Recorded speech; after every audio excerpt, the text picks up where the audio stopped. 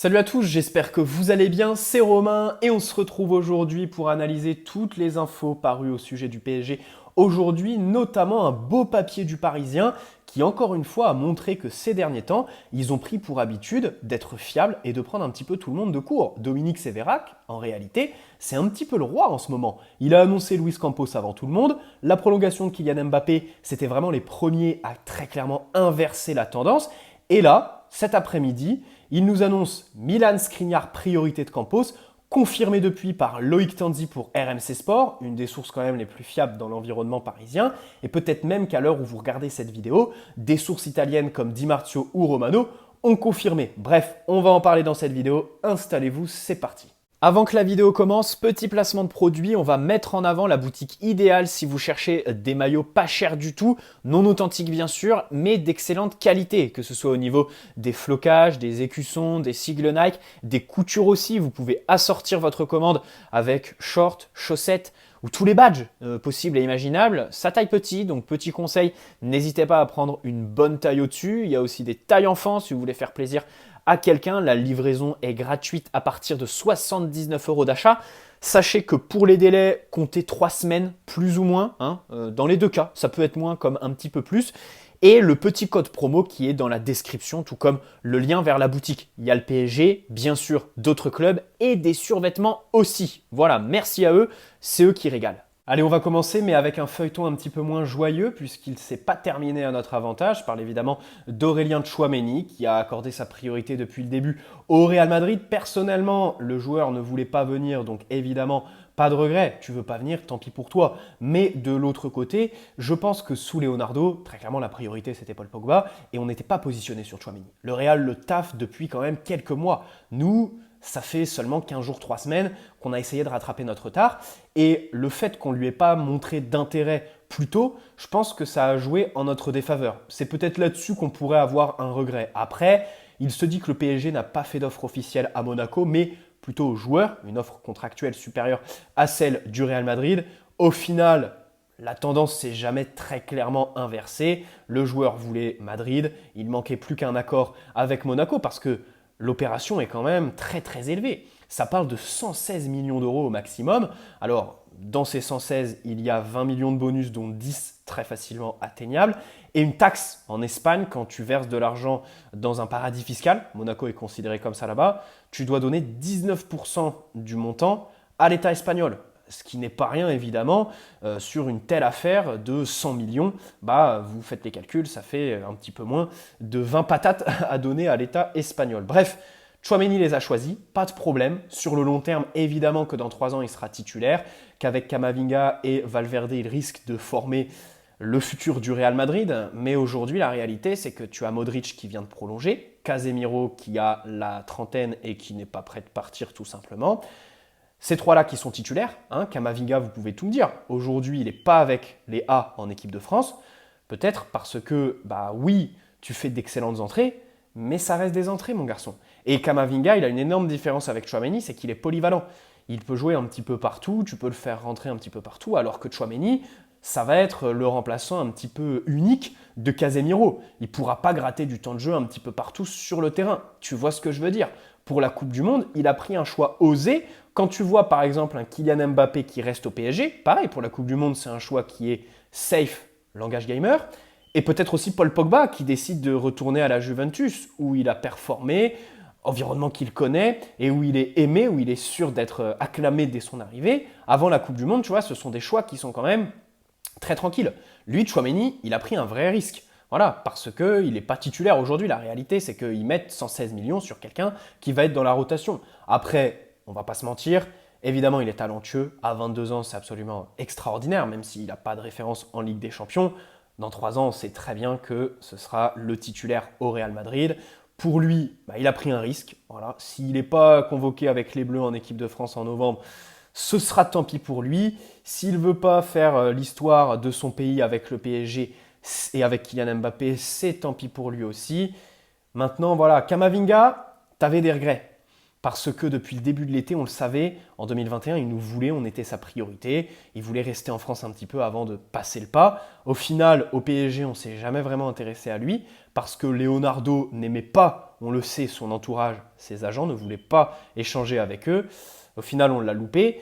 Il y avait un joueur qui avait la volonté de nous rejoindre. Là, c'est quelqu'un qui, depuis le début, avait le Real dans la tête. Bon, bah écoutez, tant pis. Et pour moi, il n'y a qu'une seule alternative possible aujourd'hui à ce poste-là, à savoir en tant que numéro 6. Ne venez pas me dire Seko Fofana. Dans une vidéo précédente, je l'ai dit, je ne comprends pas pourquoi il est plan B de Tchouaméni. Ils n'ont pas le même âge, pas la même stature.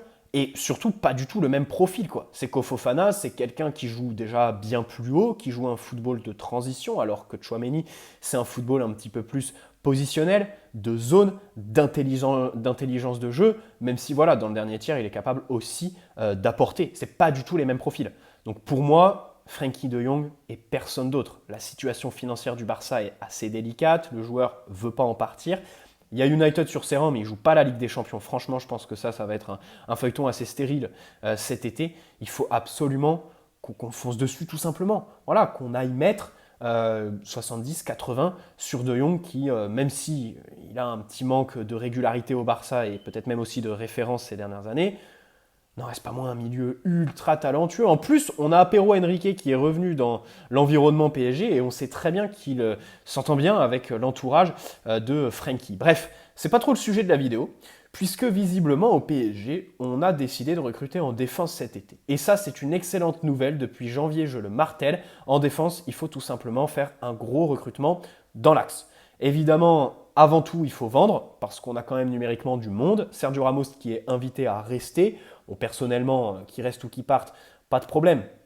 Mais la réalité, c'est qu'il n'est pas du tout aujourd'hui dans les plans pour être titulaire. Presnel Kimpembe a fait sa fameuse déclaration. J'ai dit ce que j'en pensais hier. Il y a Chelsea qui serait visiblement sur le coup, Thomas Tuchel qui l'apprécie. Bon, Marquinhos, il y a des papiers qui disaient qu'en interne, on est un petit peu mécontent de ses manques mentaux quand ça se relève un petit peu en Ligue des Champions. Mais globalement, bon, il n'est pas menacé. Et puis Kehrer, Abdou Diallo, lui, il n'a pas de temps de jeu, il a envie d'en avoir, il est ouvert à un départ. Par contre, Kehrer, ça va être compliqué. Kehrer, c'est quelqu'un qui a fait une saison relativement bonne, voilà. Alors dans l'axe, évidemment, hein, latéral droit, je l'ai toujours dit, il faut arrêter ça. Mais dans l'axe, il a eu de bonnes prestations. Et ça ne m'étonnerait pas qu'il y ait un club de Bundesliga ou même un club du ventre mou de Première Ligue qui s'y intéresse. Il est en fin de contrat en 2023 et lui, il aimerait partir au terme de ce fameux contrat. Le problème, c'est que là, Antero Henrique, il est revenu pour rattraper évidemment son erreur, qui a été de recruter Kehrer à 37 millions, alors qu'il lui restait qu'une seule année de contrat. On rappelle cette masterclass absolue d'Antero, parce que ça, c'est un petit peu un coup de folie, même si Tourelle n'est pas tout blanc dans l'affaire. On sait très bien que c'est un joueur voulu par l'entraîneur allemand. Bref, le PSG qui loupe Tchouaméni et qui se concentre sur la défense centrale. Et dans cette optique, Dominique Sévérac nous a annoncé que Skriniar est une priorité de Campos, au même titre que Scamacca. C'était le sujet de la vidéo hier, l'attaquant de Sassuolo. C'est pour ça que Campos était à Milan. Rappelez-vous, Di Marzio a dit que le nouveau conseiller... Alors, pourquoi il est conseiller sportif et pas directeur sportif ? Personnellement, je ne le vois pas comme une volonté du club de supprimer le poste de directeur sportif pour faire plus de place à l'entraîneur ou je ne sais quoi, mais plus au niveau du contrat en fait de Luis Campos, parce qu'en Espagne, on dit déjà, il a une collaboration, si je ne dis pas de bêtises, avec le Celta Vigo. Elle va continuer, il va continuer à travailler avec eux parce que jusque-là, il tient une société en fait. Il se rémunère par rapport à une société et il donne des conseils comme ça à différents clubs. Et je pense qu'en fait, il va se rémunérer comme ça par rapport à sa société. C'est pour ça qu'il va avoir le titre de conseiller. Voilà. Je pense que c'est plus dans cette dimension, parce qu'il y en a qui disent « ouais, il n'est pas directeur sportif parce que on va voir, ça y est, Zidane arriver en tant que manager général, c'est pour faire de la place à Zidane ». Bon, personnellement, je ne pars pas trop dans cette optique. Bref, dans tous les cas, Skriniar, ça a été confirmé par Sky Sport, donc source italienne, et surtout par Tanzi, qui dit que c'est une piste sérieuse que le PSG veut recruter à ce poste-là. Déjà sous Leonardo, on rappelle la piste Bremer qui a été élu meilleur défenseur de Serie A cette année, qui est d'ailleurs, je crois, pisté par l'Inter Milan. Là, ça s'est un petit peu refroidi. Et visiblement, on se repositionne sur Skriniar, vous le connaissez bien. Ça fait longtemps qu'il est associé au PSG. C'est un petit peu une piste comme Milinkovic-Savic. Depuis 2019-2020, le retour de Leonardo, on en entend parler de Skriniar, qui a aujourd'hui 27 ans. Alors, qui vient de se blesser. Il y a beaucoup de gens qui disent qu'il s'est fait les croisés. J'ai fait mes recherches, vraiment approfondies, et je ne suis pas tombé en fait sur le mot ligament croisé. Oui, il s'est blessé au genou. Je crois qu'il pleurait sur le banc lors d'un match de Ligue des Nations avec son équipe nationale. Les résultats de ces premiers examens, il y a eu un tweet qui est passé qui disait qu'ils étaient plutôt rassurants, mais on ne sait pas en fait s'il a vraiment les croisés. J'ai pas trouvé, je suis désolé, mais visiblement, je crois pas que ça l'est. Mais dans tous les cas, bon, il s'est blessé au genou dernièrement, quoi. Il aime l'Inter. Voilà, il a fait des déclarations d'amour, hein. Il a dit qu'il voulait être le Hamšík de l'Inter. On rappelle qu'Hamšík est resté au Napoli de 2007 à 2019. En gros, il veut faire sa carrière à l'Inter, quoi, c'est ce qu'il a dit. Problème, aujourd'hui, il a un contrat jusqu'en 2023. Ça parlait au printemps d'une prolongation. J'ai remonté les papiers et ça parlait à ce moment-là d'un salaire à 5 millions net. Pour vous donner un ordre d'idée de ce qu'il pourrait du coup toucher en cas d'arrivée au PSG, c'est un salaire qui est quand même assez correct. Hein. Pour comparer, c'est ce que Draxler touche aujourd'hui. Voilà. Si tu réussis à lui caler un 5 millions net, ce qui fait en France peut-être un 8 millions à sortir pour le PSG en comptant toutes les charges et tout ça, bon, c'est pas démentiel. C'est pas démentiel. Mais c'est pas dérisoire non plus. Hein. Bref, donc il veut rester à l'Inter, il lui reste 1 an de contrat. Ça nous avantage parce que, évidemment, ils ne peuvent pas non plus en demander 100 millions pour acheter la dernière année de contrat. Problème. Ils ont des besoins, comme l'année dernière en fait. Hein. Ils ont besoin d'argent. L'année dernière, on leur a reproché les ventes de Lukaku et Achraf Hakimi. Ça a mis un petit peu en colère les supporters. Là, pareil, ça s'excite un petit peu parce qu'ils ont besoin de 60 à 80 millions d'euros. Voilà, donc déjà, vous avez un ordre d'idée des exigences de l'Inter si on se positionne sur le dossier. Ça fait quand même beaucoup pour acheter qu'un an de contrat. Soyons clairs, Skriniar, pour 1 an, je mets 45, pas plus, quoi. 45, allez, 50 avec les bonus, quoi. Mais vraiment pas plus, hein, parce que c'est, encore une fois, qu'une année de contrat. Bon, il doit faire une grosse vente, et visiblement, il privilégie la vente d'un défenseur, plutôt qu'un attaquant, parce qu'il pourrait prendre la solution facile, Lautaro Martinez, s'en séparer, surtout qu'ils veulent faire revenir Lukaku, ça parle de Paulo Dybala, donc toutes les planètes sont alignées pour faire ça. De l'argent facile sur lui, se faire prêter Lukaku, mais non. Ils veulent vendre un défenseur, c'est pour ça que ça parle de Bastoni, annoncé à Tottenham ces derniers jours pour 70 millions d'euros. Tottenham, entraîné par Antonio Conte évidemment, qui pourrait faire la différence dans le dossier. Et donc Skriniar, c'est pour ça que du côté de l'Inter, il se dit qu'on attend le PSG tout simplement, ça c'est Sky Sports qui dit, hein, on attend l'offre du PSG et on est prêt à l'accepter. En gros, c'est comme pour Mauro Icardi. Et à Achraf Hakimi, il y a des exigences, si tu les remplis, bah, tu as le joueur, tu as le hockey du club bien évidemment. Il y a Chelsea qui est aussi sur le coup, ils veulent évidemment un central cet été, Chelsea avec Thomas Tuchel, et c'est pour ça que tu pourrais voir un jeu de domino avec Presnel Kimpembe par exemple. Si tu réfléchis 2 secondes, tu te dis, tu vas avoir là un jeu entre 3 clubs, un triangle des Bermudes, le PSG qui veut recruter, l'Inter qui va vendre et qui devra du coup combler la vente parce qu'ils vont vendre un titulaire qu'il faudra remplacer, et Chelsea qui veut recruter. Par exemple, on peut imaginer Kimpembe aller à Chelsea et Skriniar venir au PSG. Voilà, dans tous les cas, je pense qu'il y aura des rumeurs qui iront dans ce sens à un moment donné de l'été. Si Kimpembe ne prolonge pas tout de suite. Voilà, tu vois ce que je veux dire. Maintenant, arrêtons-nous sur le joueur, Skriniar. Écoutez, je valide la piste. Vraiment, il a 27 ans, il est dans la fleur de l'âge. Il a quand même de l'expérience dans un championnat qui est rugueux et tactiquement très développé défensivement. Il a réussi sous Antonio Conte, qui est un joueur qui est un entraîneur qui demande beaucoup. Bon, il est droitier, évidemment, donc c'est plus pour mettre en concurrence Marquinhos, évoluer sur le côté droit de la défense, qu'aller faire chier un petit peu Kimpembe à gauche. Mais il a un pied gauche qui n'est pas dégueulasse. Il peut jouer dans une défense à 4, mais aussi dans une défense à 3. À savoir ce que le futur entraîneur du PSG va vouloir, parce que ça c'est pareil. Tu associes des joueurs au club aujourd'hui, mais tu ne sais pas qui va venir.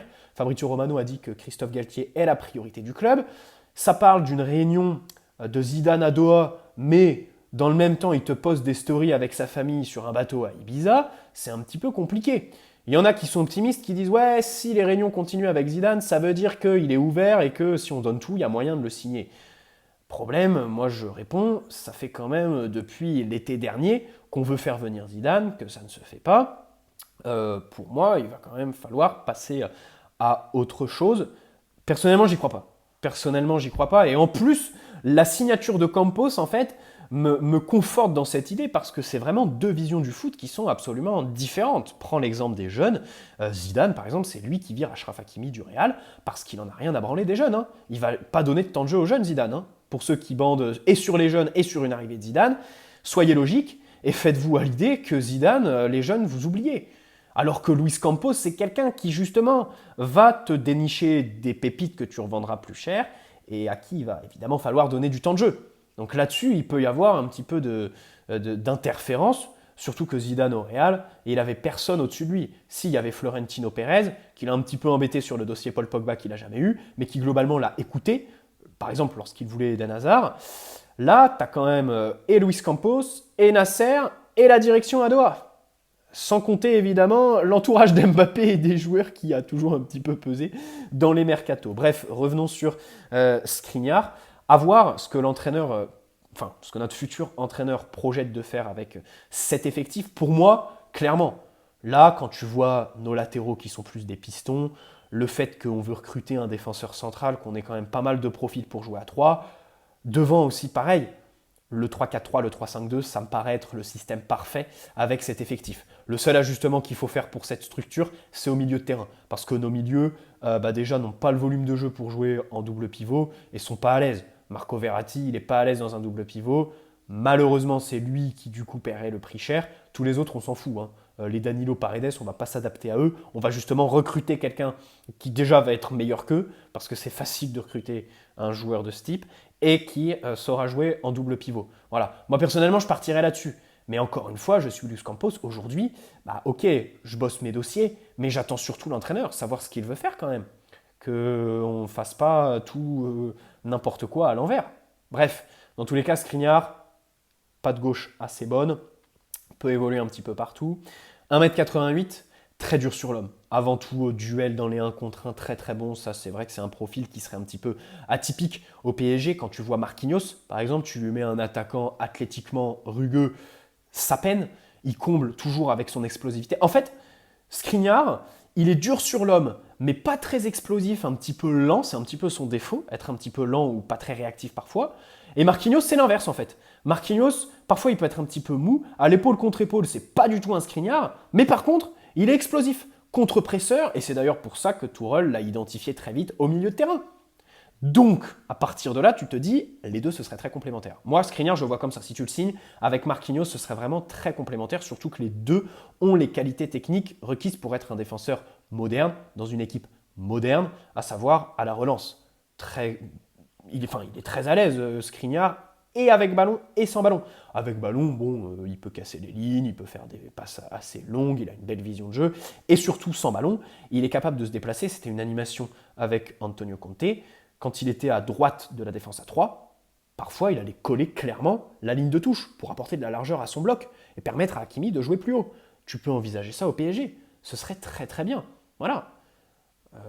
D'ailleurs, tu l'as vu cette saison avec Danilo en fait. Là, Skriniar, tu recruterais et un défenseur central de qualité et quelqu'un qui jouerait un petit peu le rôle de Danilo, permettrait à Hakimi d'être libéré, à ton équipe, à la perte de balle, d'être un petit peu rugueuse dans les 1 contre 1, et à la relance, évidemment, d'avoir un bloc très large et qui peut jouer, avancer, faire progresser le ballon plus facilement, bien évidemment.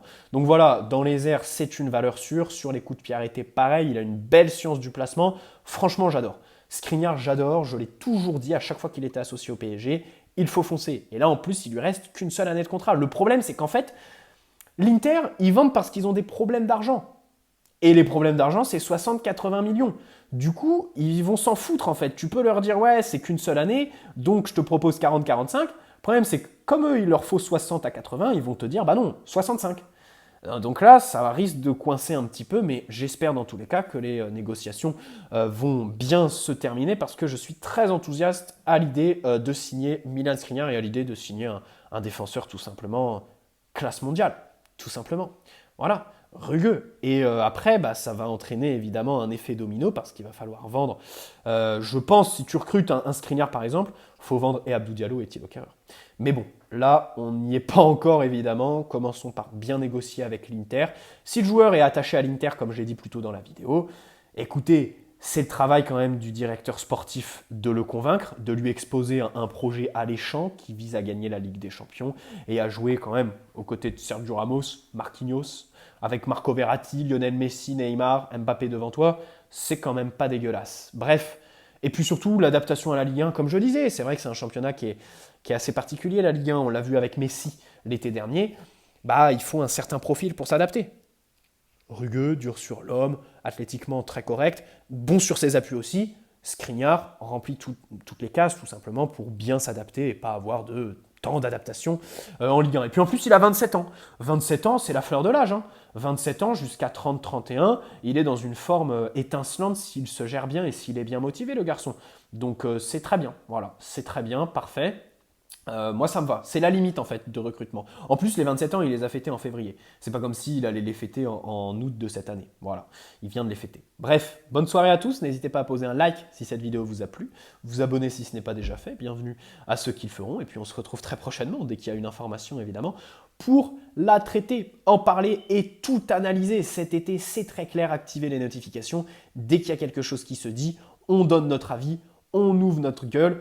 Et pour vous, évidemment, les commentaires sont là pour débattre et donner vos avis, parce que le foot, c'est ça, c'est confronter les avis. Si on était tous d'accord, évidemment qu'on s'ennuierait et qu'on ne supporterait pas ni le PSG, ni le foot. Bonne soirée à tous, ciao les amis, et puis surtout, prenez soin de vous.